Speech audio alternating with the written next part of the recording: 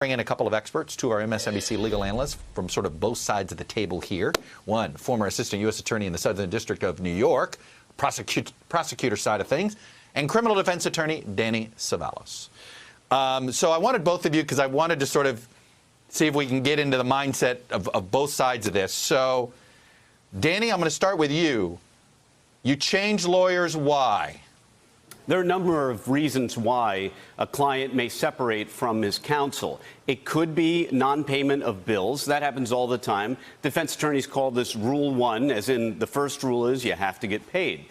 It could also be a situation where the attorneys must withdraw. Attorneys must withdraw from representation, for example, if a client is seeking advice to commit a future crime. I'm not saying that's what's happening here, but that is one of the instances where attorneys have to withdraw.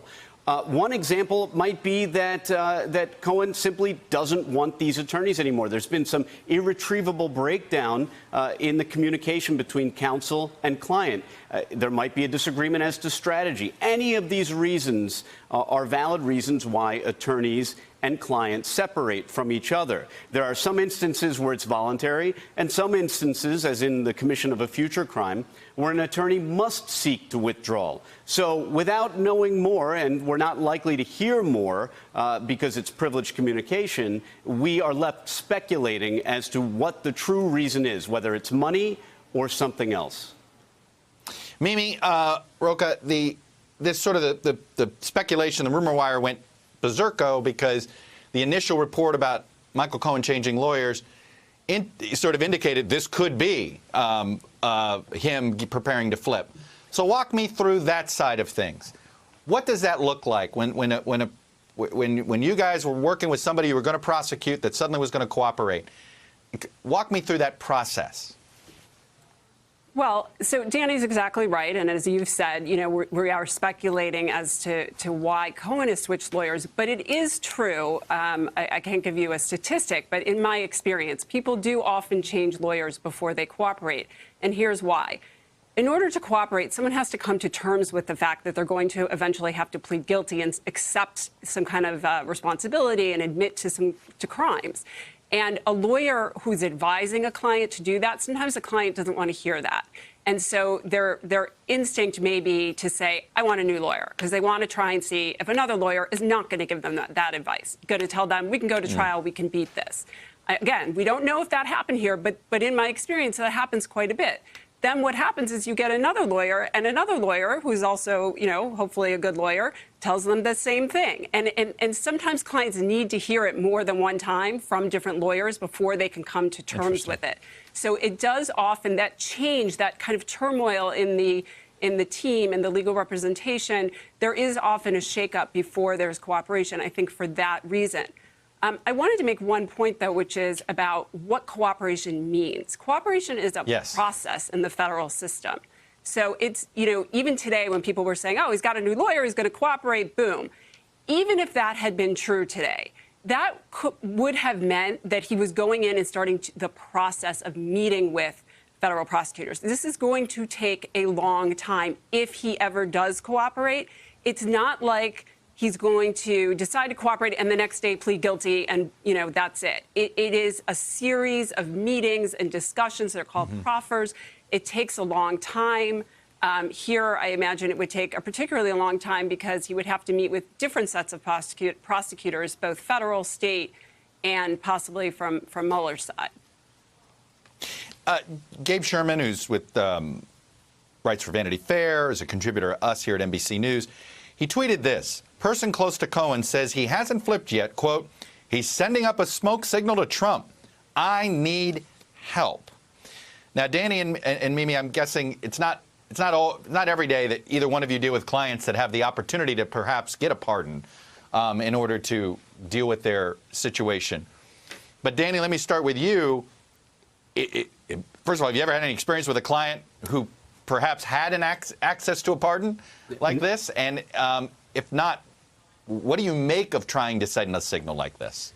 No, I've never dealt with a pardon. Most of my colleagues have never dealt with a pardon. The pardon process is so distinct from the criminal justice system that I can't think of a single colleague who has handled one, although they're certainly out there, and I could probably look them up if I needed to. But you're absolutely right. And in this case, we have a rare instance where a potential target, maybe a future defendant like Cohen, it may be sending up a signal saying, I've changed attorneys. If that makes you nervous, Mr. President, now is the time to pardon me. The clock is ticking.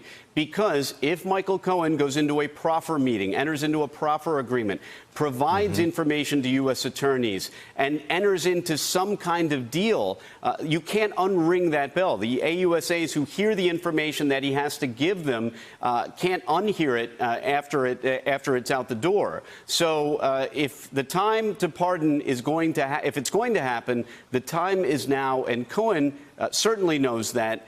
And maybe within the next couple days, we will see what President Trump's temperature is on the pardon process. Hey, Mimi, does a pardon cover the evidence? Like, if, let's say, the president pardons Michael Cohen tomorrow, all that evidence that was gathered up by prosecutors, and they've been going through it to decide how much of it falls under attorney-client privilege and how much of it can investigators legally use. What happens to that under a pardon situation? Nothing. The evidence still exists. You know, it's the same thing. People talk about Mueller getting fired. Even if Mueller got fired tomorrow, that evidence still exists. And technically, you know, the evidence before someone is charged actually belongs to the FBI, not to the prosecutor's office, although obviously they share it. But the evidence is still there. And, you know, while they may not be able to prosecute Cohen for federal crimes, as many people have explained, there's still a possibility of prosecuting him for state crimes. There's some double jeopardy issues, and, you know, it's kind of complicated, but there's definitely that possibility. And there's certainly the possibility that that evidence is still used to prosecute other targets. We don't know right now how far outside the circle of Cohen the evidence goes, but, you know, we've had some indications that it's not just about Michael Cohen. And one Mimi, other point, Chuck. Yeah. Okay, go ahead. No, go ahead. Sorry, I just wanted to make one other point along the lines of sort of, you know, what we can read into the attorneyship. I think we will know a little bit more when we see what attorney Cohen gets, right? So there are certain attorneys that don't cooperate people. They have a policy against it. They're philosophically opposed to it. You know, that happens more in the sort of mafia arena, that there are attorneys who represent people in the mafia world. And when one of those attorneys was retained, you knew as a prosecutor, OK, this guy's not coming in. Gotcha. But, you know, so that there's that kind of indication. It could be that he goes for a smaller, more solo practitioner, and that might indicate to us that, well, maybe it was a financial thing because this is likely to be a lower rate attorney. You know, so there are different things that we might, if it's a former prosecutor for the Southern District of New York, that might tell us something. So I think we'll be able to have a little bit more in the smoke signals when we see that. All right, Mimi Rocah, Danny Cevallos. You made me understand this better, and I imagine, I hope it made viewers understand it better. Hello, YouTubers. If you're watching this, it means you've checked out our channel, so thank you. Now do me a favor, subscribe by clicking on that button down there. Click on any of the videos to watch the latest interviews and highlights from MTP Daily and MSNBC. You can get more Beat the Press content every morning in the First Read newsletter. If you're tired of content that you don't know anything about where it came from, you don't have to have that problem with us. NBC News, MSNBC, MTP, and the Meet the Press mindset right here for you on YouTube. Subscribe now.